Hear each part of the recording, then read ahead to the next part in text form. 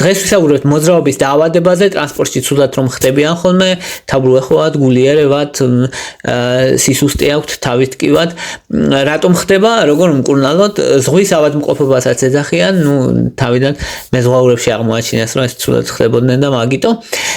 და რატომ ხდება? რატო და როცა მოძრაობთ, ჩვენი ვესტიბულური აპარატი, ანუ თავის ტვინთან შიდა ყურში გვაქვს ვესტიბულური აპარატი, რომელიც პასუხისმგებელია ჩვენი ბალანსის აღქმაზე და ის სიგნალი, რომელსაც ჩვენი ვესტიბულური აპარატი ღებულობს, ჩვენ სივრცეში მდებარეობასთან დაკავშირებით, არ ემთხვევა იმას, რასაც ვხედავთ. და ეგ არის ერთ-ერთი ყველაზე მთავარი მექანიზმი, აი ეს არ დამთხვევა და შემდეგ ეს აღიზიანებს უკვე და აქტიურებს რეცეპტორებს, რომლებიც აქტიურებს და სტიმულაციას ახდენს თავის ტვინის იმ ადგილის, რომელიც პასუხისმგებელია ღებინებაზე და ადამიანს აქვს ღებინების შეგრძნება.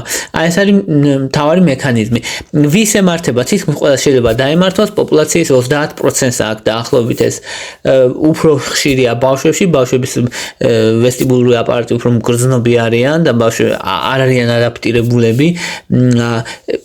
უფრო ხშირია ასევე ქალებში, ასევე თუ კითხულობ რაღაცას და ამიტომ სასურველია რომ არ წაიკითხო. სასურველია რომ თუ ესეთი მდგომარეობა აქვს, მანქანაში წინ დაჯდე ხოლმე. სასურველია ფანჯარასთან დაჯდე. სასურველია ცოტა ჰაერი შემოდიოდეს, იმიტომ რომ რაც უფრო სუფთა ჰაერი შემოვა და ნაკლები მკვეთრი სუნები იქნება, მით ნაკლებად მოხდება ეს გულისრევის ცენტრის აქტივაცია და ადამიანს ნაკლებად ექნება ეს შეგრძნება. ყოველთვის ეცადე რომ ჰორიზონტს უყურო, ანუ მოძრავ საგნებს არ უყურო, ხეებს კი არ უყურო, არამედ შორს ჰორიზონტს უყურე. ან თუ კი მანქანაში დიხარ, წინ შორს იყურე და ანუ ფოკუსი რო ფიქსირებული იყოს უფრო მეტად. ხო, არ უნდა წაიკითხო, რა თქმა უნდა, და ტელეფონში არ უნდა იყოს, თუ რამე ჯობია მოусმინო. ღრმას უთქვა, ასევე მნიშვნელოვანია, ღრმას უთქვა ამცირებს გულისრევის და ღებინების შეგრძნებას, ცოტა წყლის მოწრუპვას, ასევე მგზავრობის განმავლობაში და უბრალოდ ბუნებრივ პოზიციაში უნდა იჯდე მშვიდად და მაქსიმალურად ეცადო, რომ ანუ აქეთ-იქით არ იყურო, რომ სხვა რაღაცების ფოკუსი არ გააკეთო. ერთ-ერთი მნიშვნელოვანია გაძლე, რომ შეიძლება ღებინება. ახლა ვთქვათ რა წამლები და რითი უშველოთ.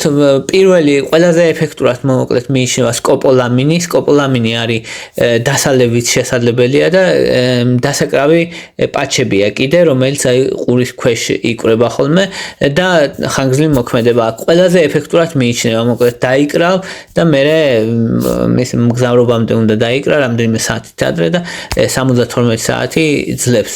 მეორე არის დიფენჰიდრინატი, დრამინა და კიდე სხვა დასახელებით არის. დიფენჰიდრინატი არის ძალიან ეფექტური, ასევე ეს ჰისტამინის რეცეპტორის ბლოკერია და ადუნებს, აძინებს კიდევაც და მოძრაობისას მოკლედ გული აღარ ერევა ადამიანს, იმიტომ რომ ბლოკავს იმ რეცეპტორებს, რომელიც პასუხისმგებელია იმ ცენტრის აქტივაციაზე, რომელიც გულისრევას და ღებინებას იწვევს. შესაბამისად არის ეფექტური, ძირითადად 50 მგ-იანები იყიდება და 9 საათით ადრე დალევს ადამიანი და 4-6 საათის განმავლობაში გული აღარ აერევა, შეუძლია იმგზავროს. დღეში რამდენჯერმე შეიძლება, 4-ჯერ მაქსიმუმ შესაძლებელია დღის განმავლობაში მიიღება. ეს დიფენჰიდრინატი, იგივე დრამინა, დაახლოებით რო ვთქვათ ეფექტურობა 10-დან 8.5-ია რა, ანუ საკმაოდ კი ძალიან ეფექტურია, მაგრამ სკოპოლამინი უფრო ეფექტურია, 10-დან 9 არის. მესამე, რომელიც ხშირად გამოიყენება, არის მეკლიზინი. მეკლიზინი ნაკლებად ადუნებს და ნაკლებად აძინებს და აი ზოგ ადამიანს ვისაც ურჩევნია რომ უფრო მეტად ფოკუსი კონდეს, მათთვის უფრო მეკლიზინია.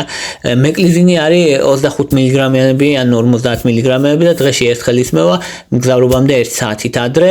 ესეც H1 ჰისტამინის რეცეპტორის ბლოკერია და შედარებით ის აქვს, რომ უფრო სუსტია ვიდრე დიფენჰიდრინატი, მაგრამ ნაკლებად აძინებს ასევე და ნაკლებად ადუნებს რაც შეეხება საკვებ დანამატებს ჯინჯერი იგივე კოჭა შესაძლებელია ხო აი მაგისი კოჭას ეფექტურობა რო თქვათ დაახლოებით არის 10-დან 7 ან 6 ან ძალიან ეფექტური არ არის მაგრამ ბუნებრივია და ზოგ ადამიანს ურჩევნია რომ ეგ